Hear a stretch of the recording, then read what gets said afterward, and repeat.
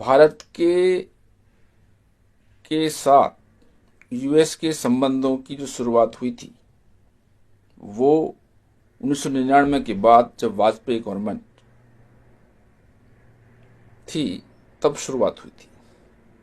उस वक्त ये माना गया कि यूएस शायद आतंकवाद के खिलाफ जो भारत की लड़ाई है उसमें एक सहयोगी सिद्ध हो सकता है।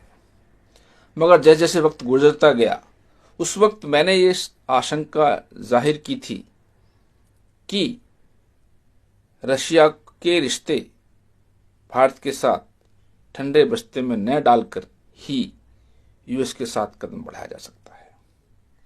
लेकिन कुछ स्थितियां ऐसी रहीं कारगिल वार के बाद से भारत धीरे धीरे धीरे यूएस की तरफ आकर्षित होता गया। उसके कई कारण हो सकते हैं, इकोनॉमिकल कारण भी हो सकते हैं। हमारे सॉफ्टवेयर इंजीनियर्स और अदर दूसरे क्षेत्र के लोग यूएस में जॉब हासिल करते रहे, वो वीजा भी मिलता रहा। मगर ये बात मुझको हमेशा परेशान करती रही कि ठीक है, यूएस के साथ इकोनॉमिकली संबंध बढ़ते रहेंगे, मगर यूएस को सच्चा दोस्त मानने में हिचकिचाहट होना चाहिए था। भारत के साथ अब यूएस के संबंध, जब से यूएस ने भारत पर 50% टैरिफ लगाया है उसके बाद से निचले स्तर पर आ गए हैं। अब भारत को भी रशिया की याद आने लगी है। अब सवाल ये उठता है, ऐसा हुआ कैसे? मेरे प्यारे दोस्तों, यूएस ने ऐसा क्यों किया, इसके बहुत से कारण गिनाए जा रहे हैं। टीवी पर एक्सपर्ट सब कुछ बहुत से कारण गिना रहे हैं। वो कारण क्या हो सकते हैं? कोई कहता है कि भारत की इकोनॉमिक कंडीशंस देखते हुए यूएस को चिढ़ हो गई, प्रगति उसको देखी नहीं जाती, इसलिए यूएस ने ऐसा किया। कोई कहता है कि यूएस नाराज है क्योंकि रशिया से वो सस्ता तेल खरीद रहा है और वो फंड रशिया यूक्रेन वार में इस्तेमाल कर रहा है, इसलिए जो यूएस का एफर्ट है, ट्रंप का एफर्ट है यूक्रेन और रशिया की वार को बंद करना, वो नहीं कर पा रहा है। लेकिन ये सब भी कारण हैं, लेकिन सबसे बड़ा जो मुख्य कारण है इस तरह से अमेरिका का व्यवहार भारत के प्रति अचानक बदलने का कारण है ऑपरेशन सिंदूर। लिख लो, भारतवर्ष ने पहली बार अपना ज्यादा नुकसान न करते पाकिस्तान की वायुसेना को घुटनों पर ला दिया, महज कुछ घंटों में, कुछ दिनों में।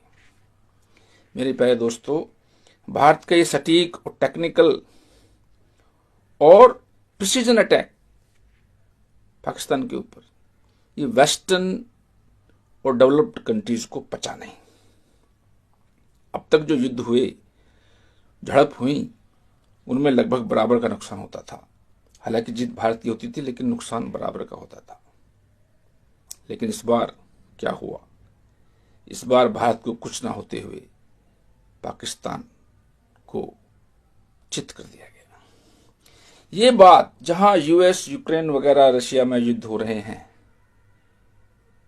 उससे कहीं ज्यादा प्रिसीजन और परफेक्ट अटैक इंडिया ने की। ये बात यूएस को पची नहीं, क्योंकि वो नहीं चाहता कि इस तरह की वार स्ट्रेटेजी कोई दूसरा नाटो के अलावा या वेस्टर्न कल्चर या यूरोपियन कंट्री के अलावा उनको रास नहीं आता। इसलिए जो तुरंत का कारण बहुत से हैं, बहुत बड़ी लिस्ट हो सकती है, मगर जो ट्रिगर पॉइंट है वो है भारत का ऑपरेशन सिंदूर। इसी के कारण उसने पाकिस्तान को संभाला, उसने जनरल मुनीर को पाकिस्तान यूएस बुलाकर उसके साथ लंच किया।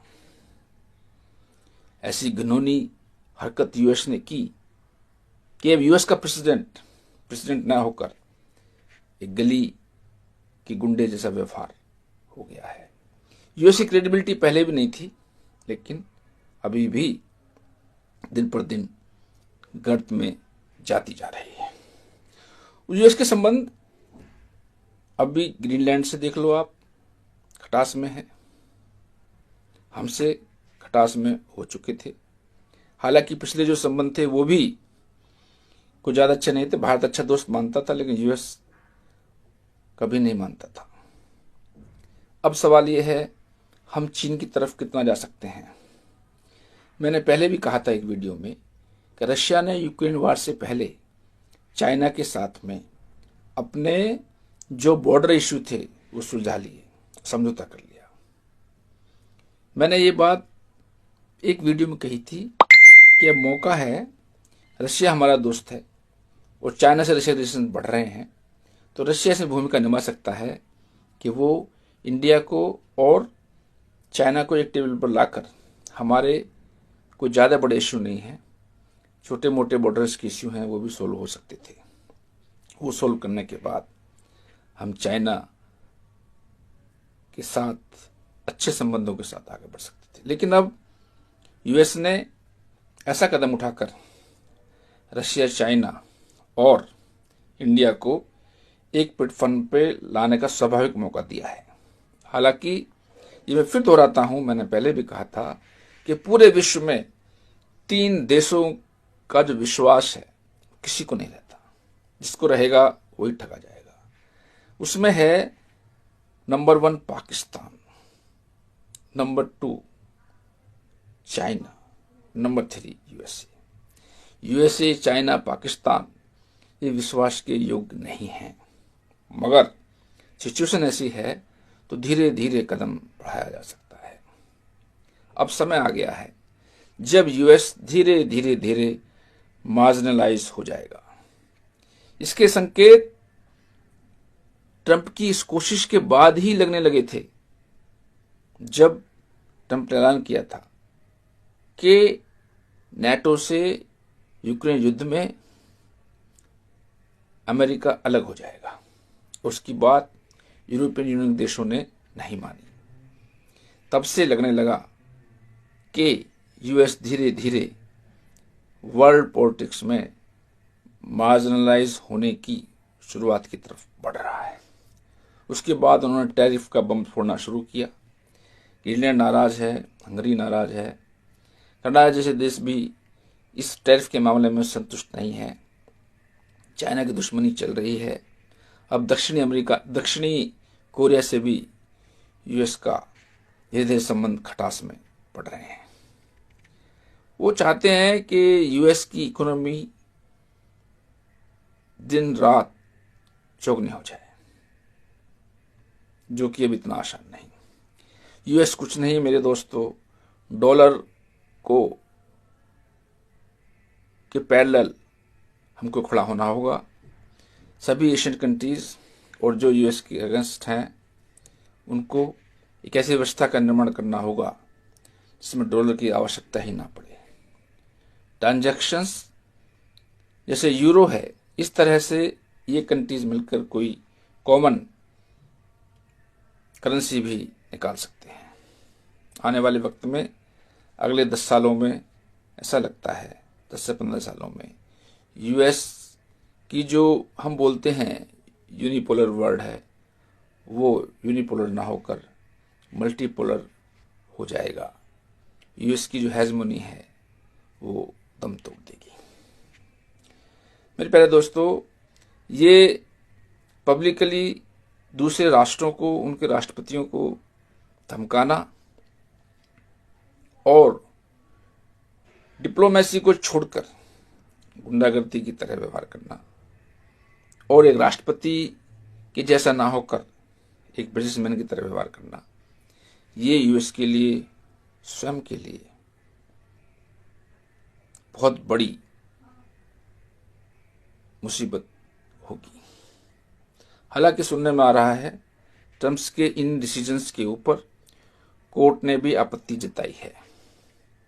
अभी शायद US government supreme court of US में अपील करने वाली है, लेकिन देखने की बात यह है कि मुझे लगता है वो फैसला भी ट्रंप के अगेंस्ट आ सकता है। ट्रंप को, यूएस कांग्रेस को कॉन्फिडेंस में लेना चाहिए था। ये डिसीजन ट्रंप के खुद के डिसीजन लगते हैं। अफसोस यूएस का इस तरह एक रात में बदलना, इसे ना समझा जाए।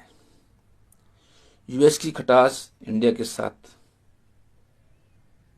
आज से नहीं, मुद्दत से है। और चाइना, रशिया एंड भारत, 3 देश ऐसे हैं जिनको यूएस हमेशा अपना प्रतिद्वंदी मानता रहा है। भारत के संबंध में बात की जाए तो इसीलिए वो पाकिस्तान को डूबते डूबते बचाता रहता है, पाकिस्तान की इकोनॉमी को सांस देता रहता है, उसको बगल में रखेगा ही हमेशा। मेरे प्यारे दोस्तों, अब बोलते हैं वर्ल्ड ऑर्डर बदल रहा है, लेकिन हमें ये बात ध्यान रखनी, अंडरलाइन करनी होगी कि यूएस, चाइना और पाकिस्तान पर आंख बंद कर विश्वास नहीं कर सकते। हमको आंख खोलकर ही कदम बढ़ाने होंगे। धन्यवाद, नमस्कार।